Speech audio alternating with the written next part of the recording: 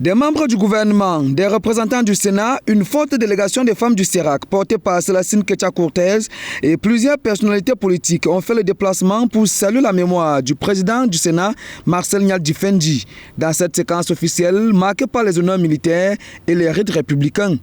Aujourd'hui, nous lui rendons un hommage mérité et j'ai presque envie de dire que c'est une joie d'avoir participé, d'avoir été congénère d'un monument, d'un homme avec un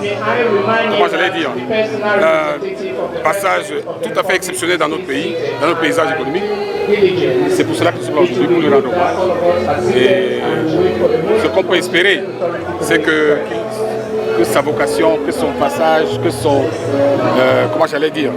tout ce qu'il a réalisé ici, que ça inspire les fils du Ndé, les fils du Cameroun, pour que nous continuions à transformer notre pays. Parmi les figures les plus remarquées, les autorités traditionnelles de l'Ouest ont marqué leur présence, venues rendre hommage à une haute personnalité de la République. Pour les élites du Ndé, le départ du patriarche Nyadji Fendi est une énorme perte pour le Cameroun en général et le département du Ndé en particulier. C'est avec douleur que nous venons d'accompagner le patriarche Marcel Nyadji Fendi à sa dernière demeure.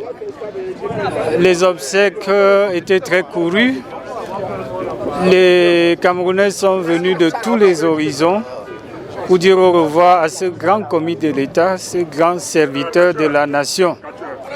Je crois que ces œuvres parlent d'elles-mêmes. Et si les gens sont venus très nombreux l'accompagner, c'est compte tenu des bienfaits de ce grand commis de l'État dans le département du Ndé et même dans le pays. Notons que Marcel Nyadji Fendi, le premier président du Sénat, repose désormais auprès des siens à Mandja depuis ce samedi 16 mai 2026.